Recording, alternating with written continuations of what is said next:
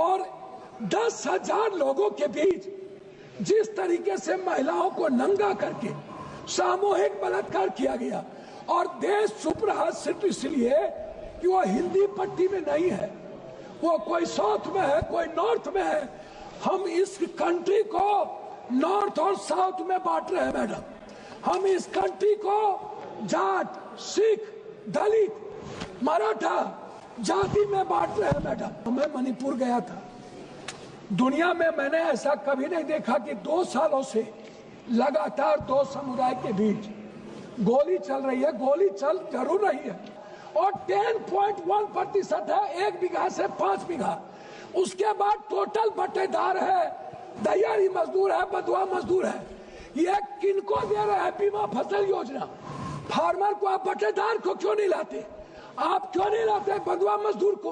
आप क्यों नहीं लाते? मैडम मैं बात कर रहा हूँ, हम आना चाहते हैं रेहरी, मैं आना चाहता हूँ जो रेहरी पट्टी पर बेचता है, उनके लिए इनके पास कोई योजना नहीं है।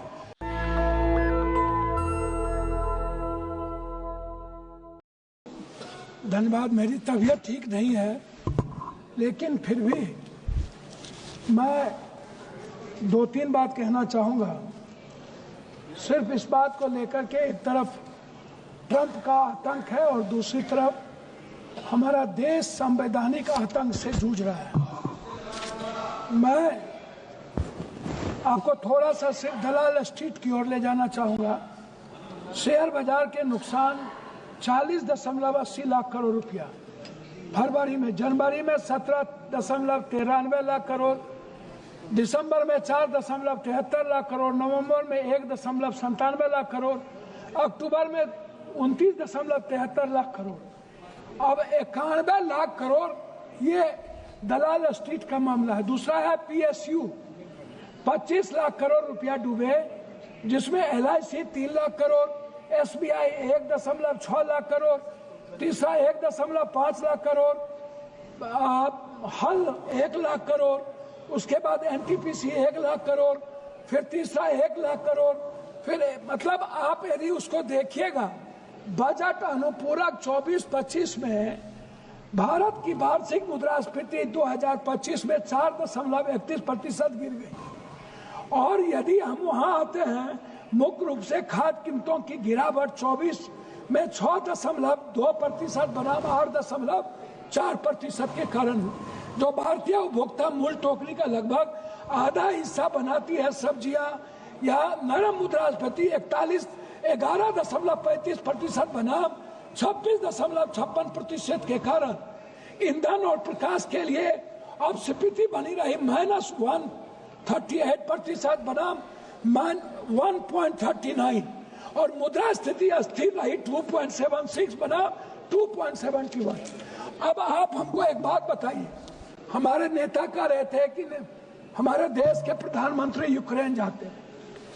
मैडम पूरा नॉर्थ ईस्ट की बात कह रहा हूं, मैं मणिपुर गया था, दुनिया में मैंने ऐसा कभी नहीं देखा कि 2 सालों से लगातार 2 समुदाय के बीच गोली चल रही है। गोली चल जरूर रही है, गोली चलाने वाले हमारे भारत के उस पार कोई माफिया है जो ड्रग्स का सप्लाई करता है, और वो ड्रग्स में जितने लोग इन्वॉल्व हैं उसमें मैडम मैं नाम यदि गिनती करा दूं तो मणिपुर का झगड़ा पूरे के पूरे ड्रग्स को लेकर के है, और इसमें भारत से लेकर के कई सारे पदाधिकारी और कई सारे सामाजिक व्यवस्था के लोग इसमें इन्वॉल्व हैं।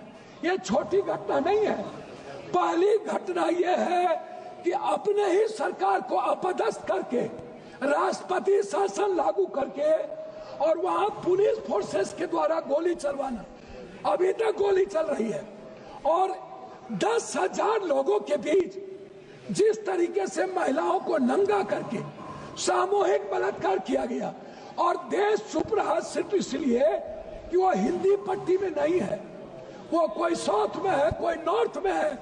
हम इस कंट्री को नॉर्थ और साउथ में बांट रहे हैं मैडम। हम इस कंट्री को जाट, सिख, दलित, मराठा जाति में बांट रहे हैं मैडम। इस कंट्री को एक नहीं कर सकते।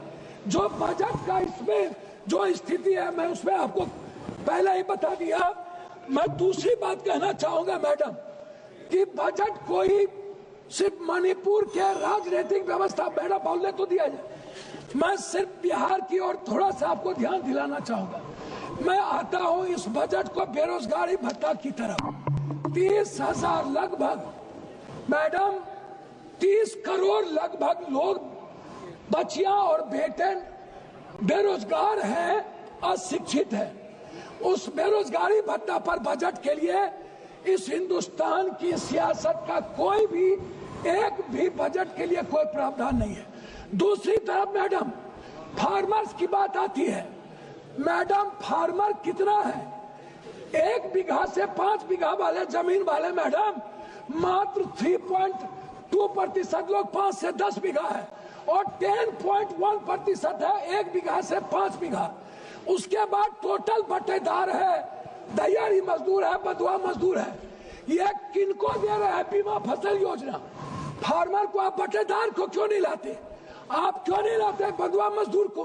आप क्यों नहीं लाते? मैडम मैं बात कर रहा हूँ, हम आना चाहते हैं रेहरी, मैं आना चाहता हूँ जो रेहरी पट्टी पर बेचता है, उनके लिए इनके पास कोई योजना नहीं है। मैडम दूसरा चीज मैं आना चाहूंगा, जो सबसे बड़ा बोझ इस हिंदुस्तान पर है वो हेल्थ को लेकर और एजुकेशन को लेकर है। मैडम आयुष्मान 5 लाख दे दीजिए, आयुष्मान के लिए कितने लोग उसमें प्रावधान है वो देख लीजिए। मेरा मानना है कि इस सरकार का बजट जो जांच है, जो जांच कंप्लीट लोगों के लिए है, अल्ट्रासाउंड है, सीटी स्कैन है, एमआरआई है, जांच ब्लड जांच है, सैंपल है, आप इस जांच को कोई फ्री नहीं करते हैं। यह जांच सबसे ज्यादा बोझ है इस हिंदुस्तान के मिडिल क्लास पर, गरीब पर, इसको आप बजट में नहीं लाए। दूसरी चीज एजुकेशन में कोचिंग जो है, कोचिंग मैडम खत्म करूंगा, मिडिल क्लास के बच्चों पर सबसे ज्यादा बोझ पड़ता है। आप क्यों नहीं कोचिंग पर प्रावधान करते हैं? क्यों आप बच्चों को उसी कॉलेज में जहां पर आप बीए और जहां पर आप टेक्निकल देते हैं वहीं पर आप नौकरी की बात करते हैं? अंत में मैं मैडम आपसे 2 बात कहना चाहूंगा कि बिहार में मैडम हम आपसे एक बात जानना चाहेंगे। किसान की बात करते हैं, यह खाद कहीं पर भी नहीं मिलता है मैडम, कहीं पर भी 200-250 का खाद 450 में, 800 का खाद 1800-1200 में। मैडम मैं आपसे एक आग्रह करना चाहूंगा कि खाद में किसी भी कीमत पर एक प्रावधान लाया जाए और उसको कोऑपरेटिव सिस्टम के तहत मैडम एक व्यवस्था कर रहा हूँ, एक व्यवस्था किया जाए। किसान को जब तक आप कहते हैं उन्नत बीज, अब खाद और बीज मिलता कहाँ है? आउट ऑफ मार्केट, और वो पूंजीपतियों के हाथ के द्वारा फिर किसान को दिया जाता है। इसीलिए मैडम आप बिहार के बारे में, कोसी सीमांचल के बारे में मैं 2-3 बात कहना चाहूंगा। नहीं। मैं 2-3 बात, सिर्फ 2-3 बात कहना चाहूंगा मैडम, बस 2-3 बात। एक तरफ हम कई बार हम लोगों ने इनसे आग्रह किया, ये बार कहते हैं कि हमने एक पेटा में हम एयरपोर्ट की बात कर रहे हैं। मैडम ये ना तो भागलपुर गए हमारे प्रधानमंत्री जी, ये प्रधानमंत्री जी मुजफ्फरपुर भागलपुर राज कर रहे हैं। आप रक्सौल के एयरपोर्ट पर आपने प्रावधान, अंतिम में कह रहा हूँ कि सहरसा में एम्स खुलने की व्यवस्था हो गई थी, भारत सरकार को जमीन दे दिया गया था, लेकिन सहरसा के एम्स को हटा करके आपने कोई प्रावधान, हमारे कोसी सीमांचल में सबसे ज्यादा कैंसर, टीबी, दमा एम्स होना चाहिए, कोसी एक कैंसर का हॉस्पिटल होना चाहिए पूर्णिया में, आपने कोई प्रावधान नहीं दिया। मेरा आग्रह आपसे है कि आप कम से कम एक चीज करिए, आप विशेष राज कुछ मत दीजिए, बंद पड़े फैक्ट्री को आप एक योजना के तहत बजट में प्रावधान कीजिए और विशेष पैकेज की। नेशनल दस्तक की आपसे गुजारिश है कि अगर इसको बचाना चाहते हैं तो नेशनल दस्तक को सब्सक्राइब करने के लिए रेड कलर के सब्सक्राइब बटन को दबाएं, फिर बेल आइकन की घंटी दबाएं। नेशनल दस्तक को बचाने के लिए बहुत जरूरी है कि हर खबर को शेयर करें, लाइक करें, कमेंट जरूर करें।